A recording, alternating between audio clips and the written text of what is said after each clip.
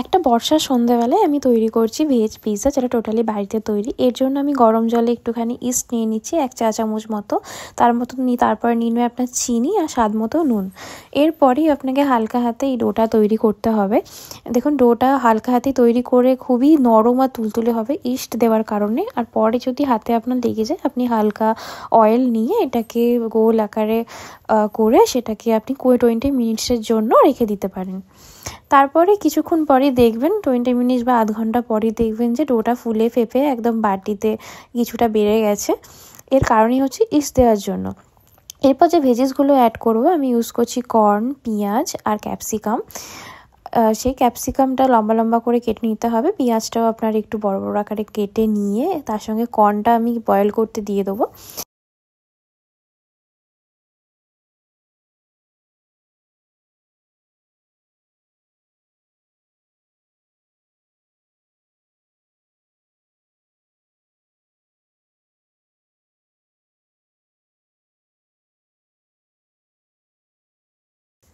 এরপর অনেকে কোয়েশ্চেন করতে পারেন যে এটা বয়েল করছেন কেন, এটা তো এমনিও দেওয়া যায়। সত্যি এমনি দেওয়া যায়, কিন্তু আমার বাড়ির কিছু মেম্বার আছে যারা বয়েল খেলে ভালোবাসে আর কি, কাঁচা কাঁচা ভাবটা পছন্দ করে না, তার জন্যই বয়েল করছে। আপনি এমনিও সেটাকে ইউজ করতে পারেন, অ্যাজ ইউর চয়েস।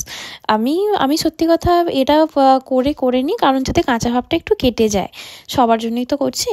এরপরেই আমি দেখছি যে পুরো বাটি ভর্তি করে আপনার ফুলে ফেপে উঠেছে, যেটা দারুণ লাগছিল সত্যি কথা বলতে। এরপরেই আমি যে পিৎজা ট্রেটা আছে তার মধ্যে একটু বাটার ব্রাশ করে নিলাম। আপনি অয়েলও ব্রাশ করতে পারেন, কারণ হচ্ছে বেক করার পর যাতে পিৎজাটা খুব ভালোভাবে উঠে আসে, নিচেটাও ভালোভাবে বেক হয়।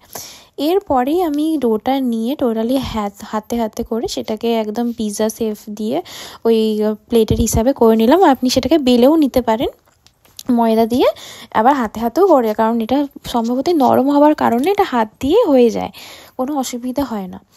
এরপরে আমি কি করব, পিৎজা সস যেটা আমি কিনেছি সেটা দেওয়ার আগে আমি একটু কাঁটা চামচ দিয়ে এটাকে জাস্ট একটু ফুটো ফুটো করে নিলাম, কারণ হচ্ছে ইস্ট দেওয়ার কারণে এটা বেকের সময় ফুলে যেতে পারে অনেকটা।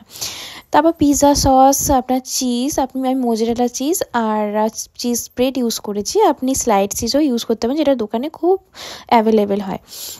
তার সঙ্গে কর্ন, ক্যাপসিকাম, আপনার অনিয়ন যেটা পেঁয়াজ, সেটাও আমি ইউজ করতে পারি।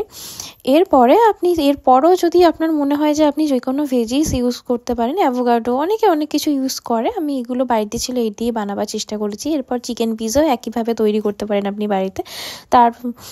তার জন্য আপনার চিকেনটা একটু কুক করে নিতে হবে। সেই যদি ভিডিও চান, আপনি পরবর্তী ভিডিওতে চিকেন পিৎজা করাও আপনাকে দেখিয়ে দেবো। এরপরে আমি পুরো চিকেন পিৎজাটা রেডি করে আপনি মাইক্রোওয়েভটা প্রিহিট করে নিতে হবে। প্রিহিট করার পর এটা 20 মিনিটসের জন্য এটা কুক করতে দিতে হবে।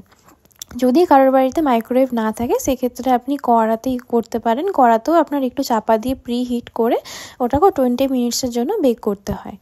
খুবই সহজ, এটা বাড়িতে অনায়াসেই বানিয়ে নেওয়া যায়, যাতে বাড়ির বড়োর সঙ্গে তো ছোটরাও খুব পছন্দ করেন। বাইরের খাবারটা থেকে বাড়িতেও বানালে আপনার ছোটরাও খুব পছন্দ করেন। আমার বাড়িতে কোনো বাচ্চা নেই, তবুও নিজের এই মনসুন ওয়েদারে পিৎজা এগুলো খেতে ইচ্ছা করে, এই জন্যই বাড়িতে বানিয়ে নিই।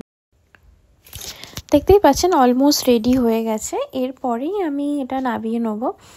আপনি দেখুন কতটা ফ্ল্যাপি অ্যান্ড কতটা পুরো একদম রেস্টুরেন্টের স্টাইলের হয়েছে। এরকমই আপনি চিকেন পিৎজা বানাতে পারেন একই প্রসেসে। তার আগে চিকেনটা খালি কুক করে নিতে হবে। তো এটাই ছিল আজকের ভিডিও। আপনারা যদি ভিডিও পছন্দ করেন, অবশ্যই কমেন্ট করে জানাবেন। আর নেক্সট ভিডিওর জন্য আমার চ্যানেলটাকে সাবস্ক্রাইব আর ফলো করে নেবেন। ওকে, থ্যাংক ইউ।